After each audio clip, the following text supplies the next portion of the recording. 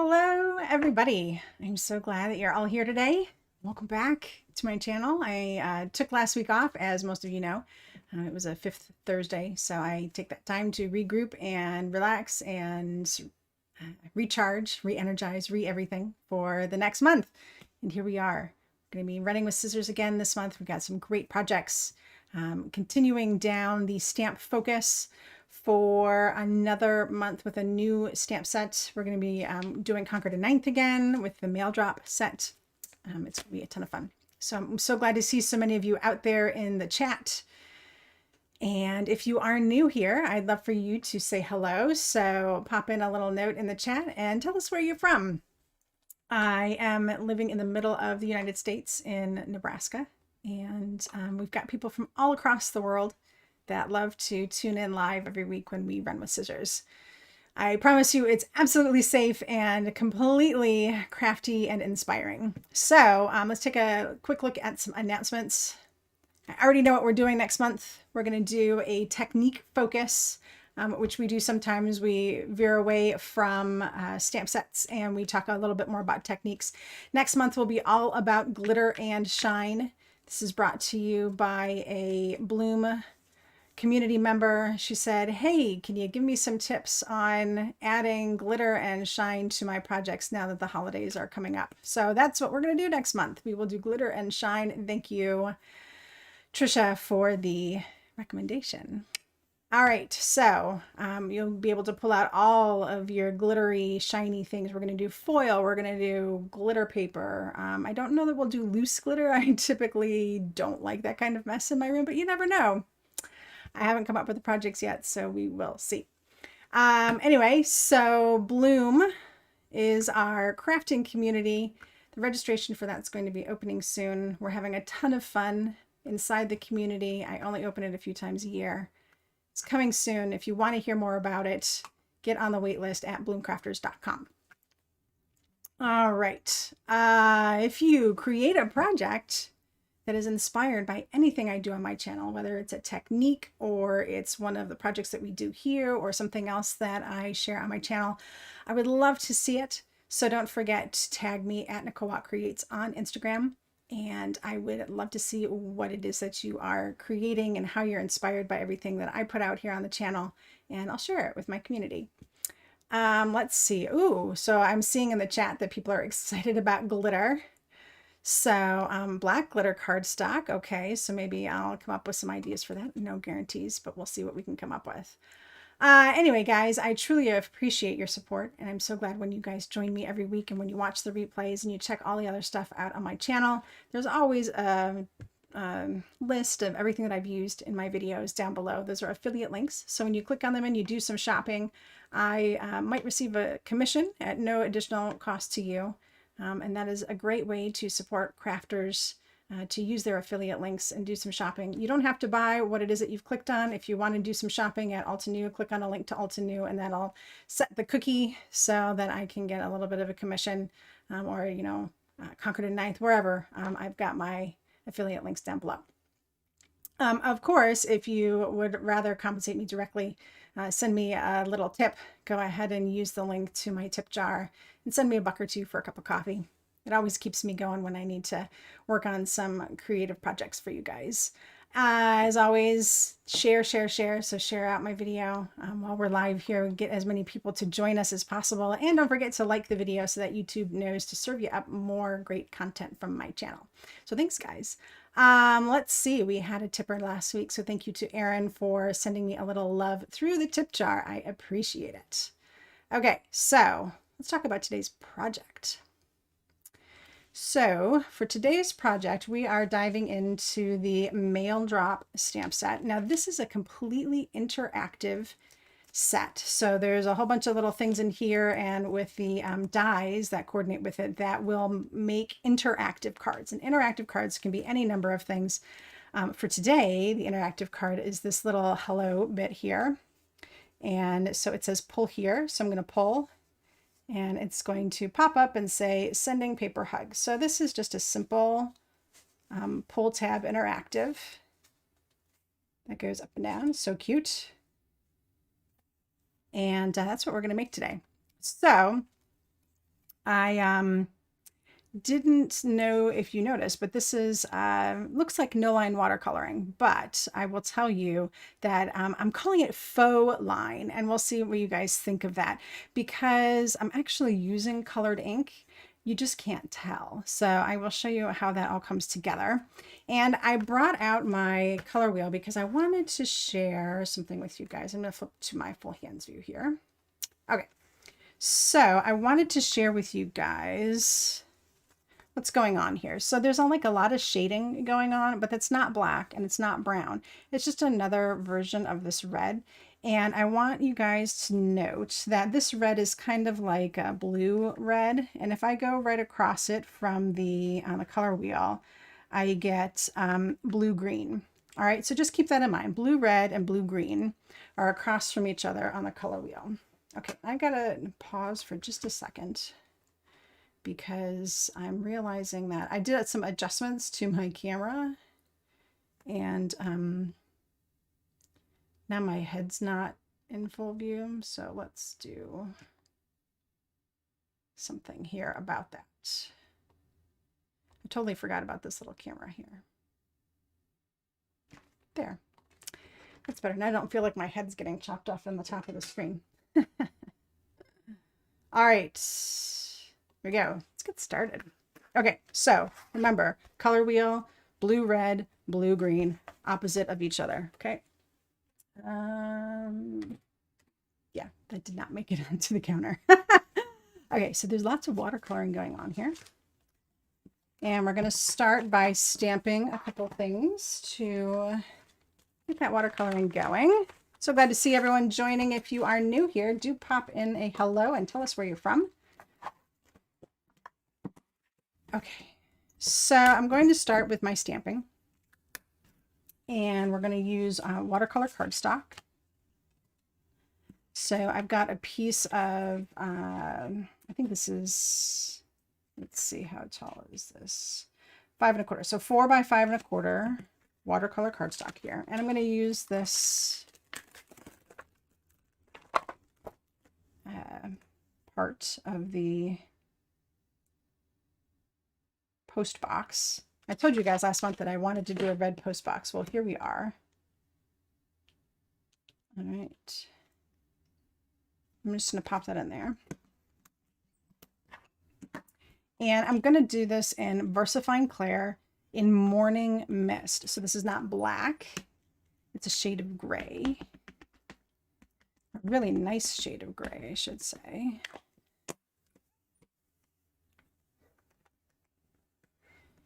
And I did this on my MISTI because I wanted to make sure that if I needed to restamp it, I was able to. But that's a really good print. All right, so that's the inside of my mailbox. I'm going to set that aside. Clean this up.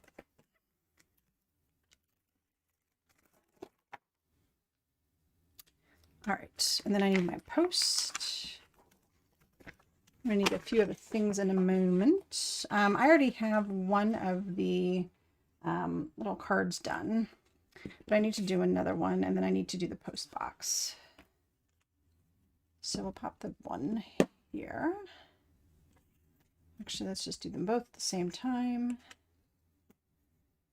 Okay, so I need the hello friend. And I've already done the heart one. Like I said, I had that left over from when I was working on these samples.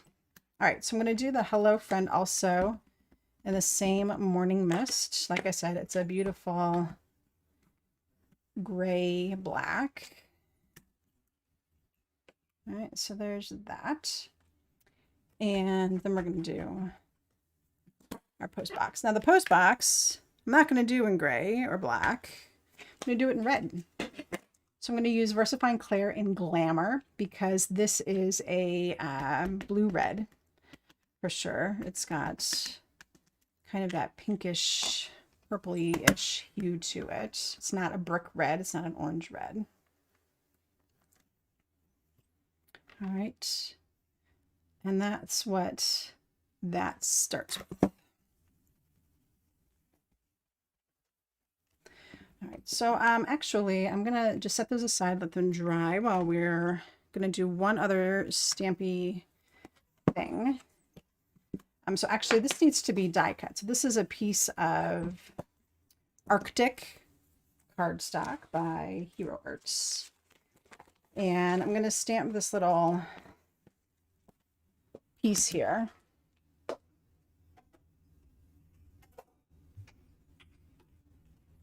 I knew I would forget something. I always forget something. So we're doing just this little piece here. This is going to be part of the interactive piece, and it's going to make sense later if it doesn't make sense already. All right, so I'm just going to die cut this with my mini blossom. And then that means that almost like 99% of our stamping will be done. We have one little stamp left to do, but we can't do that until we've done some watercoloring. So we'll have to come back and do that later. All right, let's just move this guy out of the way. There we go. Okay, so see, I've got this little funky, it looks like a Abraham Lincoln hat, right? We've got our little top hat thing going on, but it's really, really long. All right, so eventually our little hello friend is going to be stuck on it. And we're going to stamp our sentiment. So you could say anything you want. You could say a little note to say hello, or sending paper hugs, or long live snail mail. It's just all going to go right on here. So I will put this guy in my MISTI.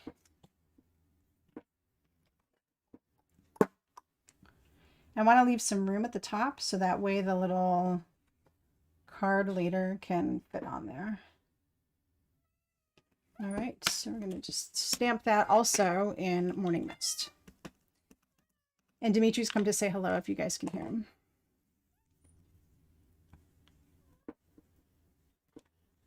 All right, so there we go.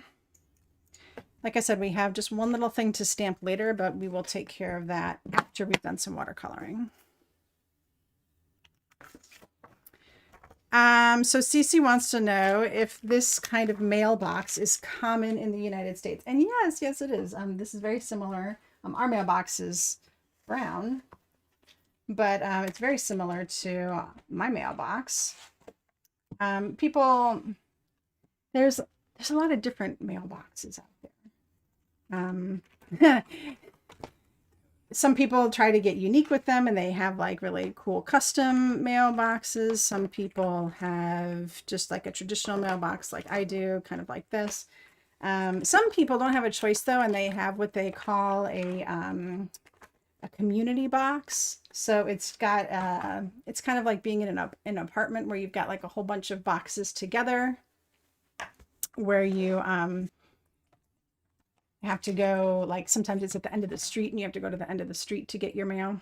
So, but no, it's not just in the movies. We do have mailboxes like this. I will have to post a picture of my mailbox on Instagram for you, CC, so you can know.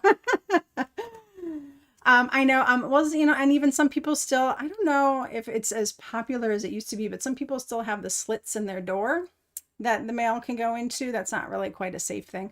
My parents, they have a mailbox. It's a flip top and it's attached to the side of their house. So it just kind of depends. Ours is at the end of our walkway. So the mailman can drive, and he drives right up and he's on the opposite side of the vehicle, as if he was in the UK, but he's in the United States. So he can be closer to the edge of the street, to the curb. And then he just sticks his hand out and opens up the mailbox and puts the mail in. And that's how our mailboxes are. So anyway, okay, so we're going to do some watercoloring. Let me zoom in a little bit because we're going to do that. I never really thought, I mean, I lived in Germany. Let me think about our mailbox in Germany. I don't remember what our mailbox was like in Germany. I can't remember if it was a thing in the door or if we had a box on the house. I don't remember. It's been a while. Okay, so we're going to do three, actually we need 4 colors. We need black as well. So I'm using the Winter Wonderland watercolor brush set from Altenew.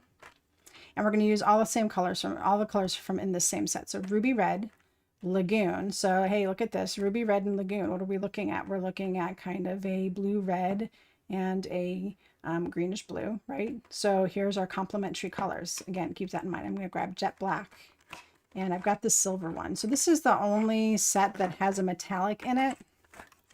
So, okay. So here's the thing. This is in red. My marker is in red. So it's really going to end up looking like no line when I'm done with it. I forgot that I want to do actually the background here, so that way we've got some time for this to dry. So this is Lagoon. It's a very potent color. I'm just going to put a little bit on my palette because I don't want to have too much. Okay, so what I'm going to do is go over this whole thing. I don't care about the mailbox at this moment because this is going to be so light that it doesn't matter. So I'm just taking my water and I'm making a little rounded square.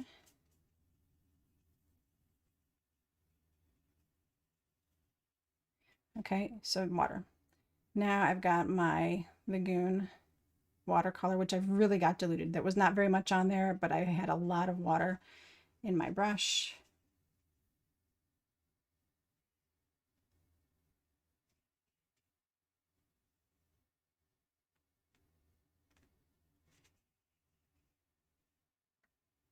And we just want to get the color to go all the way around. So it really doesn't matter that the water, that the color has gone into my mailbox, because I'm going to be able to color over it and not have any issue. Okay, so I'm going to set this aside. I really should have stuck this down because it wants to pop up. So what I'm going to do is put it over here, but I'm going to tape it down.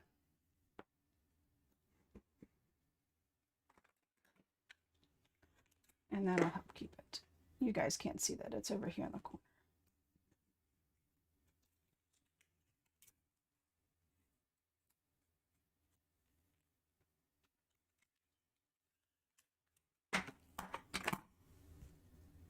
Okay, so I've got it over here. It's taped down so that it doesn't, the water doesn't pool up too much on either end. There we go. All right, I'm just going to let it sit over there and dry. What's that? Ah, yes. So Nancy's got her mailbox in the lobby of their building. You've got like all those little boxes, right? Yeah, exactly. Functional but ugly. Totally. Let's see. Ms. Tamp says most houses have a box outside and some have a box inside the fences mounted on their walls. Yeah. Isn't that really interesting? I never really thought about that this could be a cultural difference, that people would have different experiences with their mailbox. Okay, so now we're going to go into our post here. Okay, so I've got some blue here already, which is great. And we're gonna dip into that later. So I've got the ruby red, and I'm not using, as you can see, I'm not using the marker itself, at least not to begin with, because I want to control it a little more. So I've taken this big brush and I'm just going to wash it over the top of this to give us a good quick first coat. We're going to fussy cut this, and even if we weren't going to fussy cut, we would use the dies later, and that would give us a red border around the outside, like all the way to the edges. So if you're ever trying to get rid of the white edge around a die cut and you're going to be doing some coloring, just extend your coloring past the line, and that will certainly help. Okay, so let that dry for just a second. And while we're doing that, I'm going to put a little bit of detail on these guys. So these little buggers here don't need much. I'm going to grab just a little bit of jet black. I mean, like the tiniest bit of jet black. So even though I put this little dollop here, taking some cleanish water, and I'm just going to grab a little bit and even move it off on the edge here.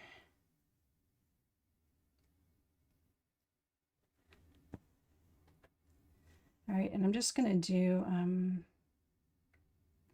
like a little bit in the corner here. Oh, and I should tell you, I've just got my cloth here that I'm wiping off on it occasionally. So like I can come back and clean up that line a little bit. I can make it blend a little bit more if I don't want a hard line.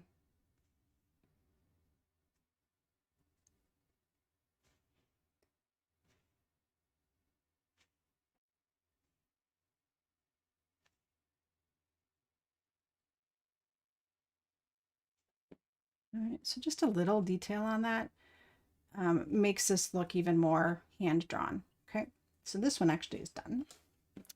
This guy here, I want to get some shadows like underneath the folds.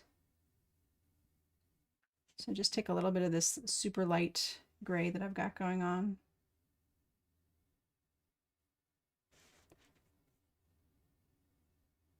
And just pop a little underneath and around the corners here.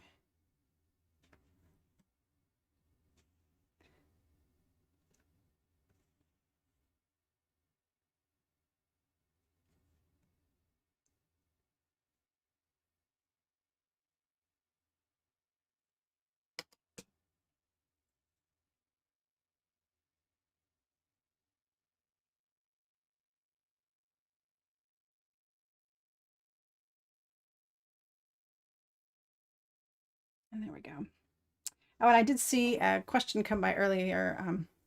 Paula asked if I had a good birthday on Tuesday, and I certainly did. I went out to a movie, went out to a meal, did a little shopping with my husband. We had a nice day. Very good. Okay, so look, these guys, these little guys here are actually done. So if you blinked, you missed it. There's just a little bit of black on them, and that is just enough to give them the depth and dimension I'm looking for. Later, I'm going to put on an enamel heart on both of those, so that's going to finish those off. So those are done.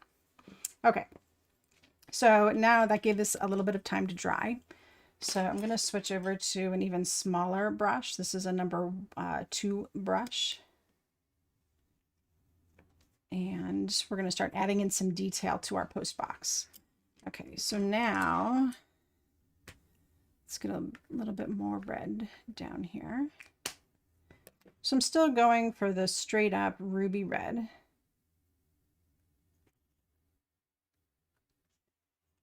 And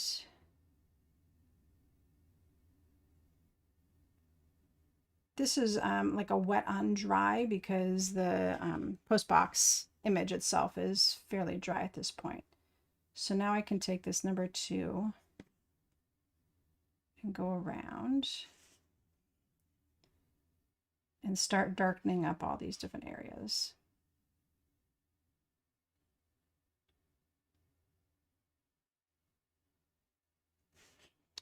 Okay, so I want this to be darker. Okay, so what I want to do here in the center, because I want the word post to pop out a little bit, is I'm going to work around these letters and kind of imagine that they're filled in. And you can see I'm moving the paper around. I'm not moving the, not moving my brush around in awkward angles.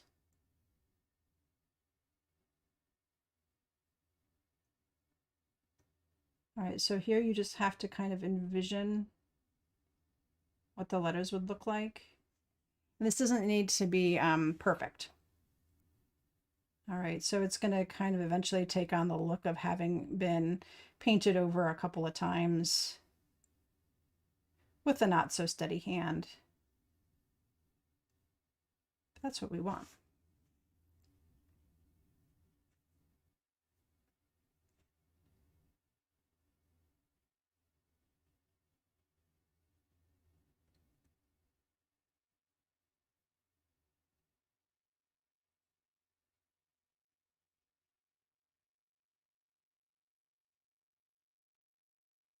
Right, and I'm using the lines from the stamping to tell me where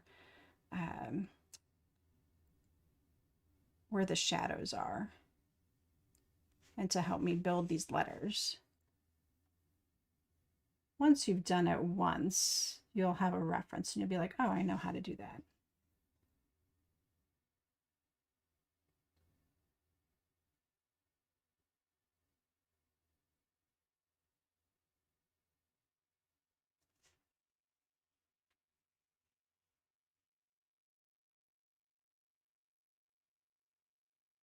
So the first time you do it, you might want to take a pencil and do a little outline, a very, very faint outline, so that way you know where it goes.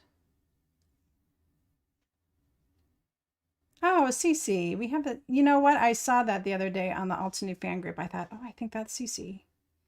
Yeah, October 5th is a very popular birthday.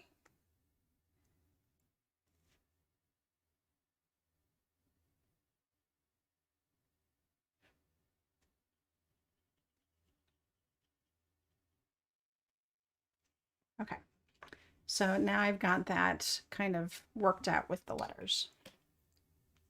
All right, so now we're just going to keep adding some layers. At this point, I can go directly in with my brush if I want. So the reason why I hadn't done that yet is because these are very intense. And sometimes I find that they flow very quickly. So sometimes I don't like to do this because I feel like it gets out of control. So I can put a little bit down like I just did here and then use my regular paintbrush to move it a little bit more.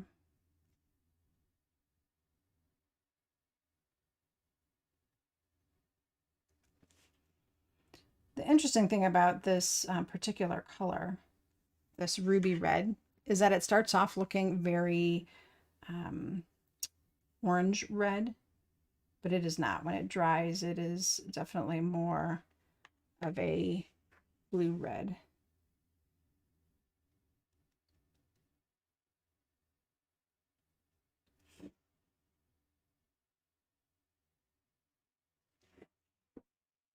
All right, so, and then I even want to get this little back piece here. This is a dimension.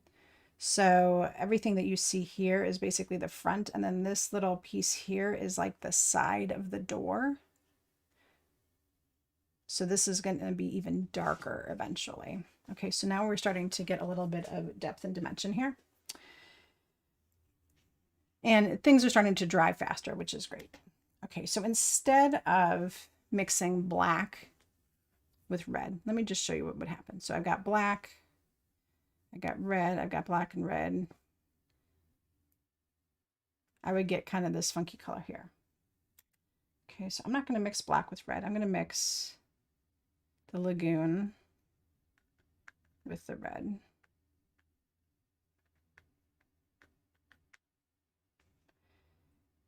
And that's going to get me more of a brown, which is kind of what I'm looking for. Okay, so now I can start adding in this kind of brownish red in the corners here.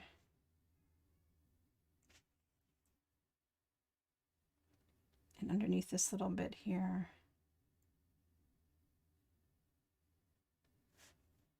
Yeah, isn't that crazy how the letters just like start to pop because you didn't add any more paint to them? So I can take again this brownish red that I've created and pop it into those little insides.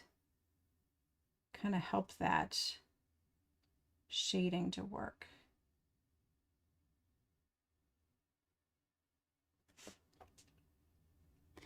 So what's happening here is that as I add more paint to it, I'm going to start getting these hard lines, and that's okay. I'm not too concerned about it. It's just the look that this is going to have. If I want to soften them up a little bit, I can come back with a clean brush and just try to work them out a little bit.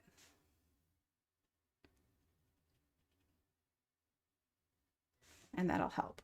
Okay, so I need more red. Lots more red.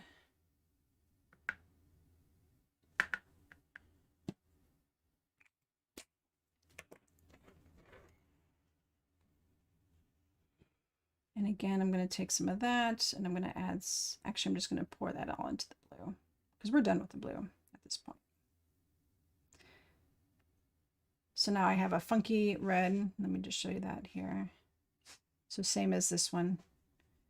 And then a true, more of the true red.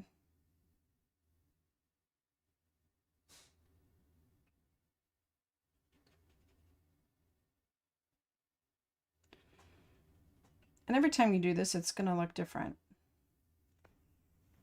which is kind of the cool thing about watercolor.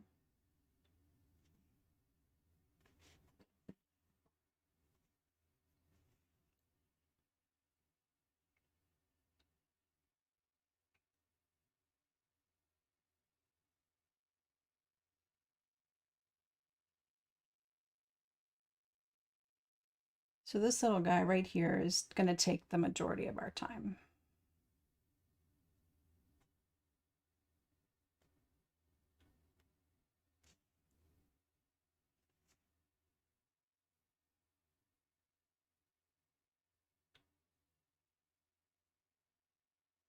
So it just depends on like how dark you really want it to be. You can keep adding in color and layers.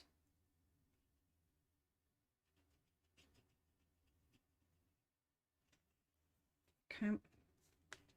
So I'm going to set that aside for just a moment.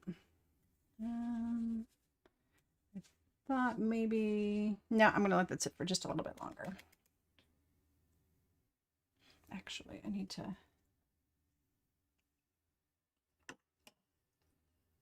The background piece here got a little bit of a funky line in it that I need to work out.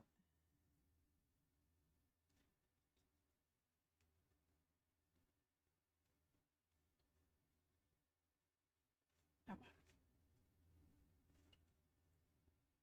Okay, that should be good. All right. Yeah, exactly. Nancy, you've got it. Not maintained by the Postal Service. Lots of layers of paint on it. All sorts of things. Okay, so we're going to add a little bit more red to the sky. I'm actually going to add a little more of the blue-green. The lagoon. So that's going to give us this kind of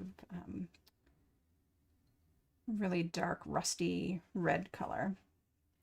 And now I can start popping that into the corners here. This is where the love comes in. If you feel like it's a little out of control because your brush is too big, downsize. So I'm going to go down to my number 0 brush here.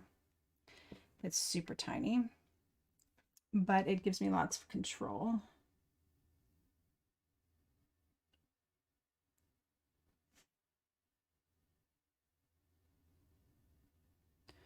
So this first little bit I'll do and let it fan out quite a bit. And then we'll come back with that same brown and get it a little more intense, which is what I'll do. While we're waiting for that to dry just a little bit, I'll come back around and put this intense brown on the edges here. So as you can see, we haven't lost the lines at all. And we're never going to, but they're going to look like an integrated part of the design. So they look like, it looks like no line, but it's not really, because you've had these lines to guide you the whole way.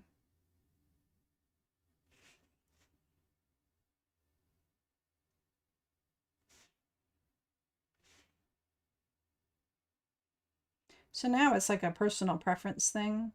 If you want to make it look more rusty and junky, you just keep adding more to it.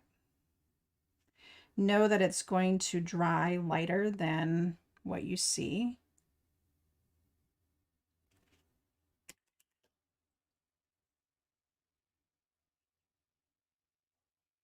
And you can always just, let it dry a little bit and then decide if you want to continue on.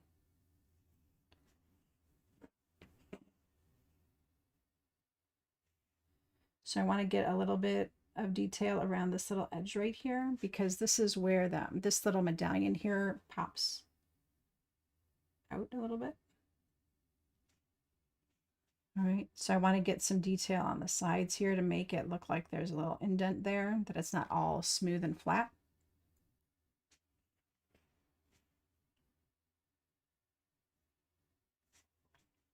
And then I'm still with this dark color. Now I can come in and kind of hit some of the sides on the letters, and especially the little insides to the O's and the S and the P.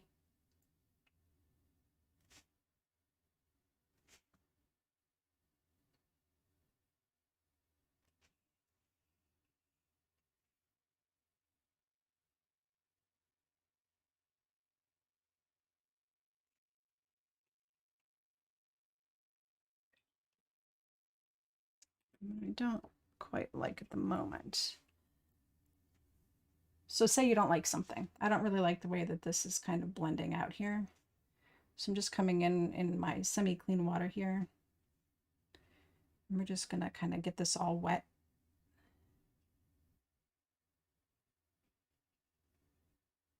So that it can dry again as one.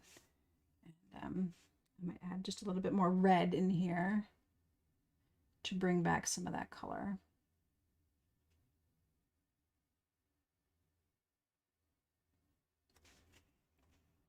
Now, a lot of times when I'm doing these cards for you guys, I'm moving a little faster than I might if I was just doing it on my own. So definitely take your time. Enjoy the process for sure. And enjoy like exploring how the colors play together and what happens when you get the whole thing a little wet, and you know, just experiment to see how the color works. All right, so now that I've got this all kind of wet over again, it's going to help with all the colors blending together and getting rid of some of those harsh lines that I wasn't crazy about. But if you liked it, leave it, right?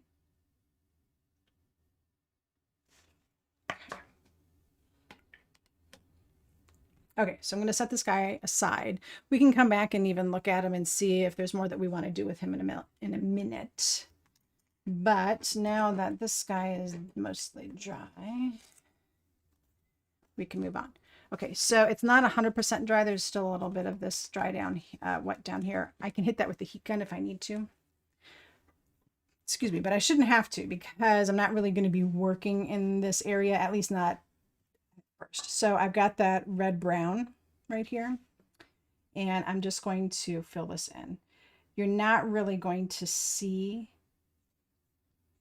much of this, so it just needs to be a color in case anyone happens to peek around the back side of it and see. You probably could get away with maybe not even coloring it at all, but actually I think you kind of do see, you see the side here. So you would definitely want to do this side, but you may as well just color the whole thing in. So that way it all looks really nice and finished. I'm just mixing all these colors together. It just needs to be a nice dark reddish color.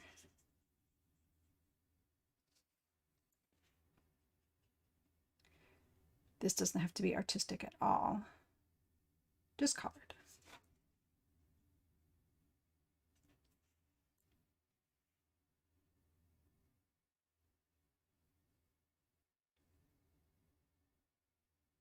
All right, so I want this side to really be quite dark. So I'm going to add some more green.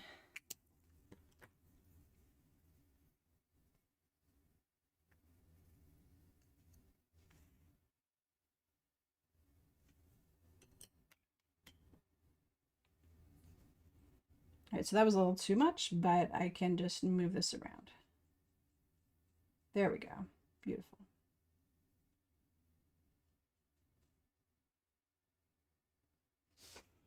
All right, so we want this to be dark because it's the side that's, like you can see the side of the mailbox, but it's got shadow on it. It doesn't have a highlight. So we want it to be kind of dark. All right, so that's going to be good enough for that. The little flag, I've got my black up here. I'm just going to do that in straight up jet black.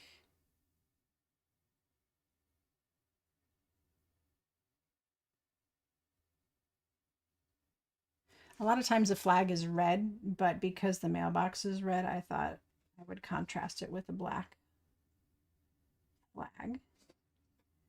And for us in the US, when the flag is up, that means that you have mail that you'd like the mailman to pick up, or the mail person, delivery person to pick up and deliver somewhere else, put into the post.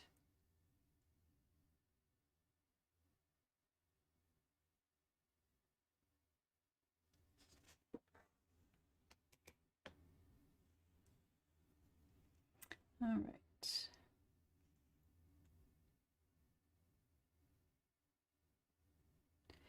So this one I didn't really care that there were black lines because again, most of this is going to be covered.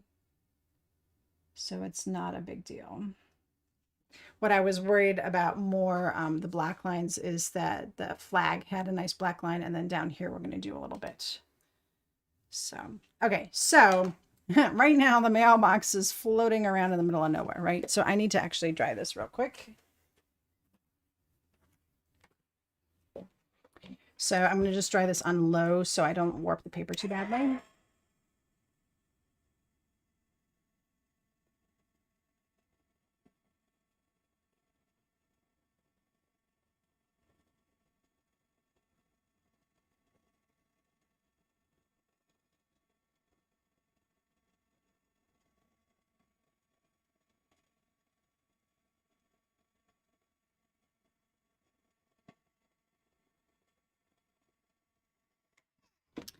Okay, so Trisha wants to know, oops, sorry if that just hit the microphone, wants to know, how do I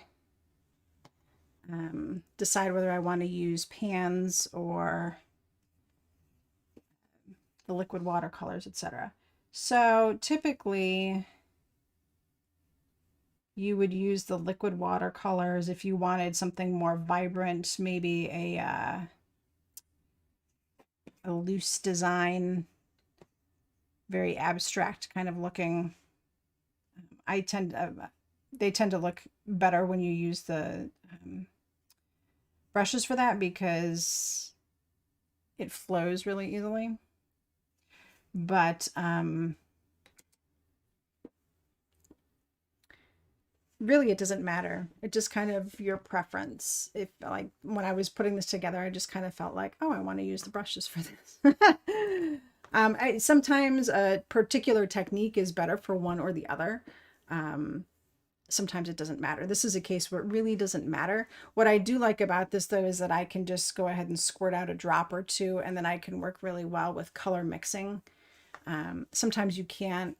Sometimes color mixing with pan sets is hard because you don't always get the same amount every time you pick up the color. So if you can control it by dropping, you know, a drop or two, and then you say, oh, I did 2 drops of this and 1 drop of that, and that's how I got the color. Sometimes I find that to be better. So that's why I would use a liquid watercolor versus the pan set. But it's, like I said, it's just kind of usually up to you and what you prefer better. Okay, so this little bottom part here, how are we going to extend that? I'm going to use a marker, a journaling pen. So just going to take a journal. Now this journaling pen is black. That's okay. I'm not going to go all the way to the bottom of the page. Just going to the bottom of the watercolor. Just a few little quick lines to help match that up.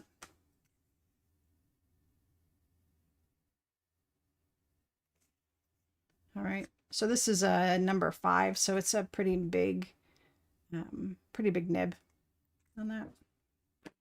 Okay, so most of this is going to be covered up anyway because we're going to do it in some black.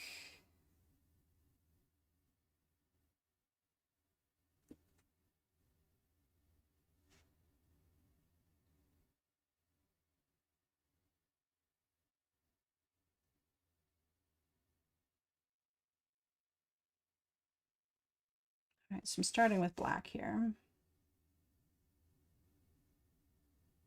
And then at the bottom, it's just going to kind of, I'm not trying to look for a perfectly straight line or anything. I'm just having it trail off.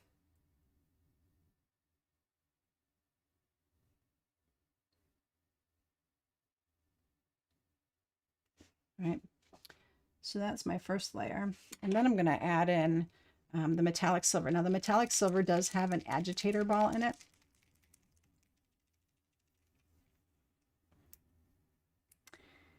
And I always use this off to the side because for some reason this one is just really messy. So I drop some off on the side. This is a liquid metallic. And then I'll add some more black over here. So I'm going to mix these two together. So a little bit of the black, because I don't want this to be like straight up silver. I want it to have a little bit of depth to it. So you can mix this with any of the colors and get a more of a metallic anything with it, which is kind of neat. But like I said, this particular set, this is the Winter Wonderland set, is the only one that comes with a metallic watercolor.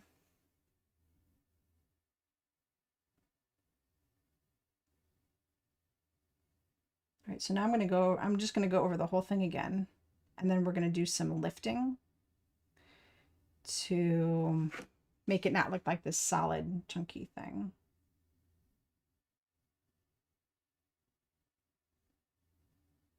All right, because otherwise that looks kind of meh, looks kind of clunky.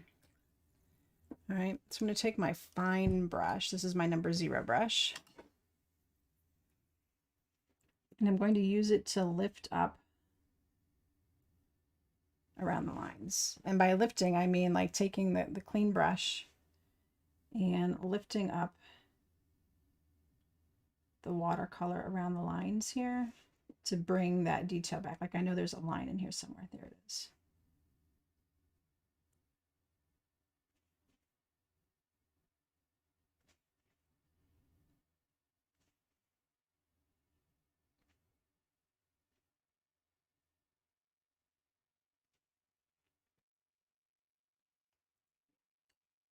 And then I'm going to come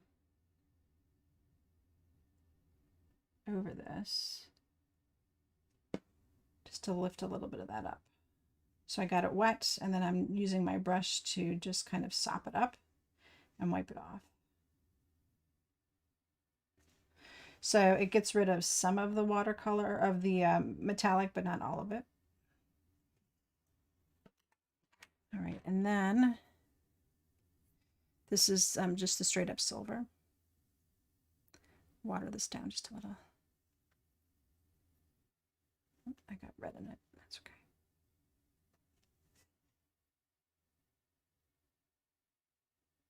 And kind of come down the center here for like a little highlight.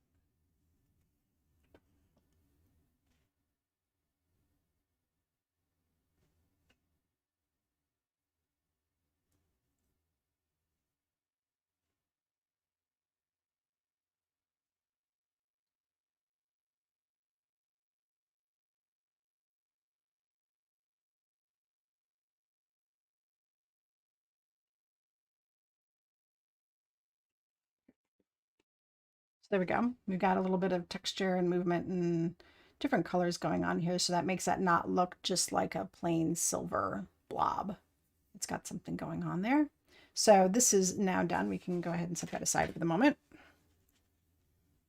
I kept putting my hand in this little blob of watercolor here. So I've got it all on the side of my hand now. Yay! All right, let's take a look at our little post box cover, see what's going on here. It's still a little wet, so let me dry this down a little bit.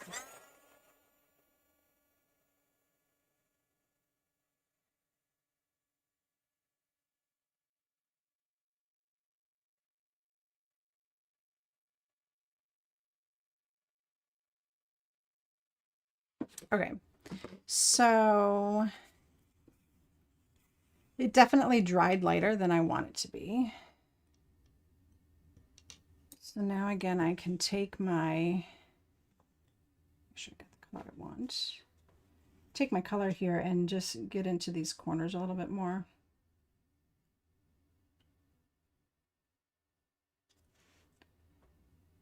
Just to add another layer of dark.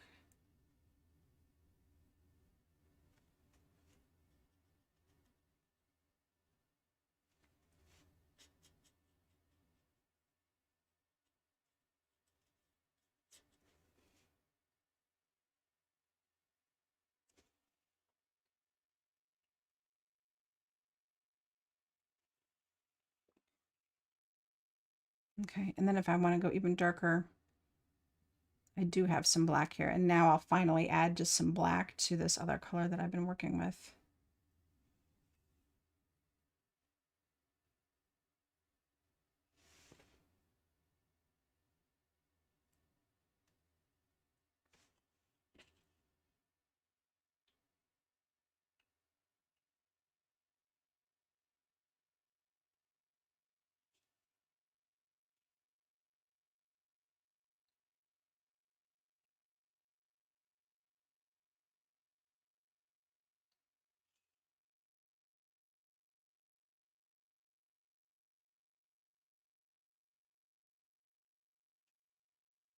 feel like this just needs a few little cobwebs on it and it's ready for Halloween. All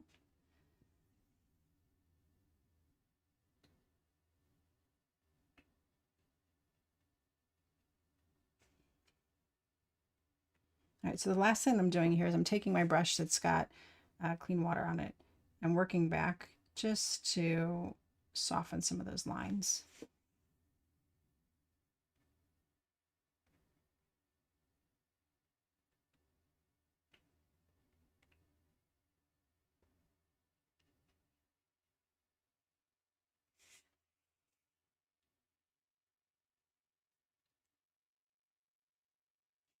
All right, there we go.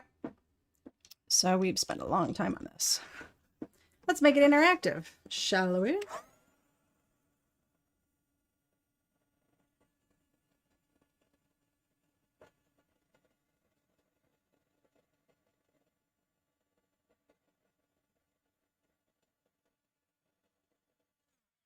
Okay, I need to move this out of the way so I don't get my hand in it. All right. So here is our card base. Here's our other little pieces we had done. And our actual card base space. There we go. Okay, so this guy's going to go on here, but it can't go on quite yet because we need to cut a hole in it. So in this die set, there's this little slit. All right, this is the important piece for all this interactive stuff. All right, and what we need to do is create a space here for our little sentiment piece to come in and out of. Now, let's die cut these guys. Whoa.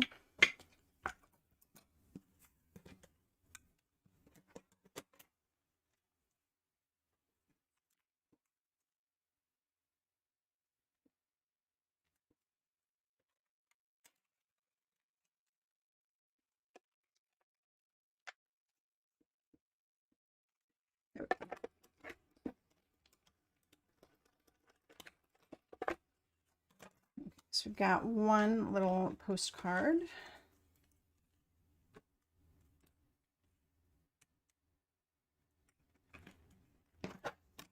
And two.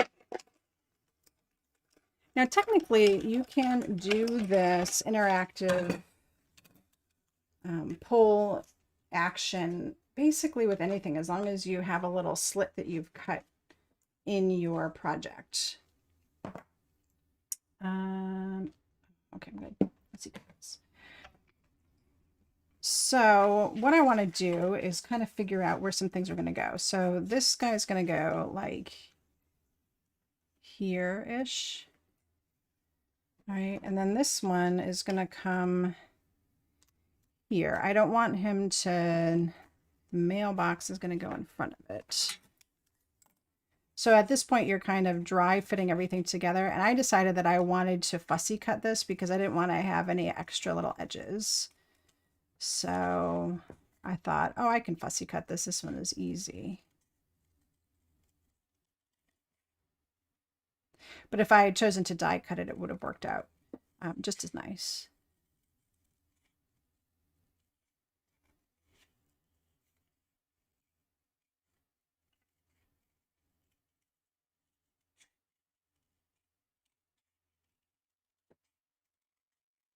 Probably took me just as long to fussy cut that as it would have to die cut it. Okay, so now I've got my little post box cover, and it's gonna go on here. It's just going to get held on at the bottom, and then I want the hello friend to pop out like that. Okay, so knowing all of that, let me pull this guy out. I need to figure out where this is going to go. So my sentiment is actually going to go at an angle. So you see how it's kind of, it can go in here straight or whatever. I have it actually angled on the inside, so that way the hello friend card can be a little jaunty looking. All right. So when you look inside here, can you see that? That's about how far out it comes.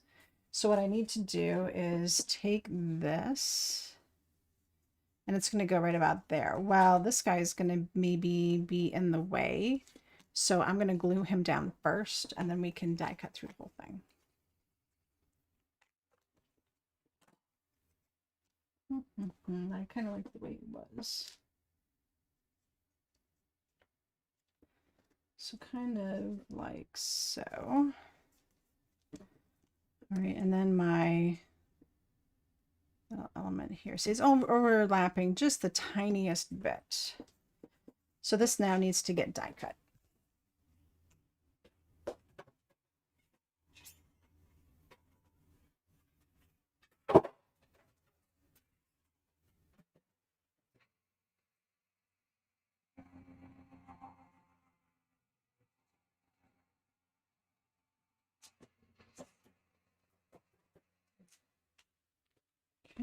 Let's see that cut right through, no problem. So, ta-da, I have a little mail hole. Okay. And it'd be helpful if I had my little sentiment, oh, here it is, piece. Okay, so here's my sentiment piece. That needs to go through here now. So it just pops through the back. So you see these little tabs here? That is what keeps it from coming out completely. All right, so now it's stuck in there, which is exactly what we want. So what I'm going to do is take my Hello Friend. And now I can kind of arrange everything the way I want it to be. So there we go. Now it's really stuck. It's never coming out. All right, but we know that when I lift this up, that's what that's going to look like. And then my post piece is just going to go right on the bottom here.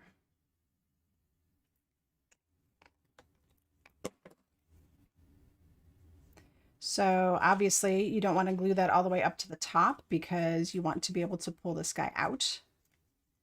And it matches up right along the edges. If you fussy cut it, it matches up right along the edge, which is I think why I decided to do that, because I thought that looked best if I matched up. So now I have this little flap here. So my little interactive piece can come up and down. All right. So you see how easily that moves? That's kind of important. So let's take a look at the back. So I want to arrange him the way I want him to be. So I want it to be just like that. I'm going to take a piece of tape here and just hold it down. Okay, so that way that's not going to move. And we can see what's going on the back side here. So you see how that's kind of angled a little bit? That's no problem. We can work around it. So we're going to use some double-sided tape. This is just 1/4 inch double-sided tape.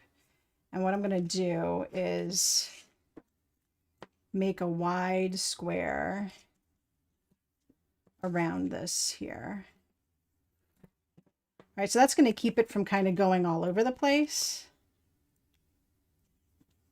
And then I put one like right above the slit here. Let me get a little closer so you guys can really see. So if you need to watch the replay, you can watch the replay. Okay, so I decided where I wanted it to be and I just taped it down. So this guy is taped down here. See, he's ready to go. All right, so I said, that's about the angle I want it to be. I'm going to tape that down so it stays in place. And then I can work on the back side. Double-sided tape on the back side here. You can use glue on the rest of it if you want, or you can just finish it with the double-sided tape. The nice thing about using the double-sided tape is that it really sticks.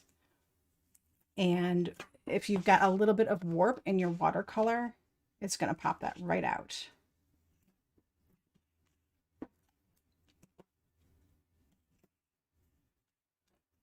All right, so double-sided tape all the way. All right, so I've got this square that's going to keep this guy in place, but give it enough play that it's not going to be difficult to pull in and out. All right, and then I've got my card base. So remember, we had this guy cut down, so he is 4 by 5 1/4. We're going to have a nice little border around there.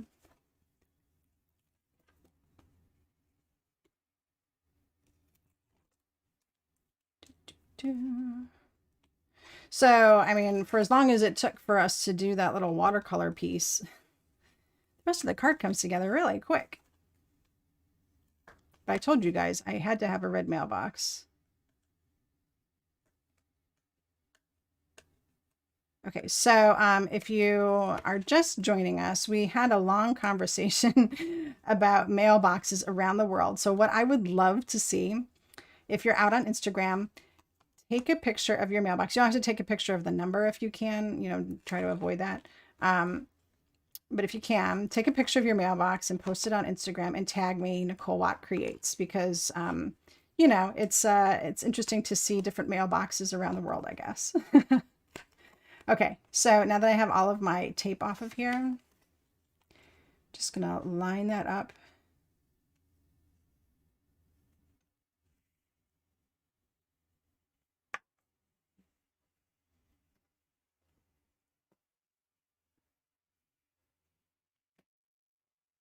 And there we go. And then the rest is just, it's icing on the cake. Whoa, I always do that. So we can take this off now. And fingers crossed that this works. Ta-da! So cute.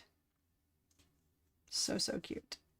All right. So how does your recipient know that they're supposed to pull that? Well, this stamp set comes with a stamp for that. It says pull here. Now there's some companies out there. I know I think Amanda over at Pear Blossom Press has an entire set of interactive stamps that say different things so that you can you know, kind of customize what it says. So if you don't think pull here sounds quite right, you can use a different set. And I know there's some other companies that do too.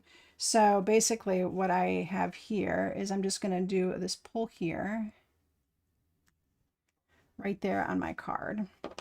They know they can grab this little end and pull. All right. So that does it.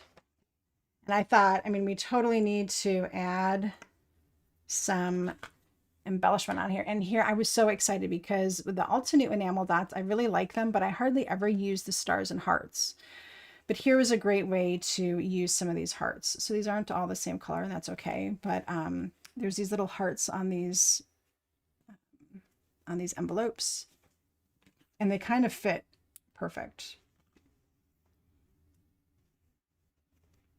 So I thought that would be like totally the best use for those, is to add some little enamel dots on there.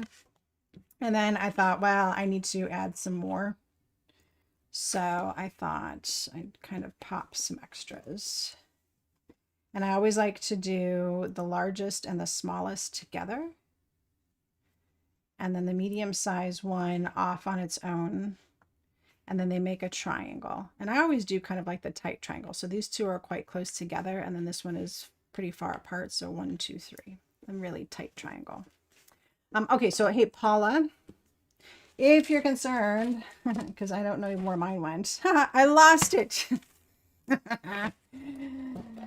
Paula, don't curse me. Here it is. Okay, yes, this die could be very easy to lose.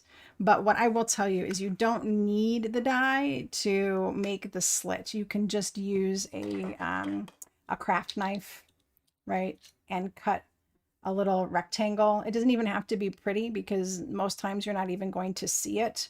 It just needs to be slightly wider than the little strip here, but not as wide as the little tabs. So if you lose this guy, you can always cut it with just your craft knife. Alrighty, and that's it. So cute. So I think I like my paint job on the first one better. I could come back and do a little bit more work on this guy if I wanted to. And that's it. Such a cute little interactive here. I'll even do. So I hope you guys loved your introduction to this amazing stamp set, Mail Drop by Concord and 9th. So fun. It has the little snail in it. So, you know, you could mix him and match him with the snail mail snail. And it has some other little snail mail bits to it. So we're going to do tons of fun. We've got this one. We're going to be doing some very simple coat coloring in another one. And let me think, I can't remember what the other one is. They're all cute. You're going to love them. Anyway, guys, thanks for hanging out for a few extra minutes. You know, it was important to get you guys through the entire interactive process. So I'm glad you guys hung out. And we'll be back next week with another awesome project. I'm glad you guys love the inspiration. Don't forget, post your mailboxes on Instagram, Nicole Watt Creates. I'd love to see what your mailbox looks like. I'll post mine too. And I will see you guys next week. Have a great weekend. Enjoy the weather. If you're into the fall, I hope you're enjoying all the lovely colors that we have going on. And I will see you guys next week. Happy crafting.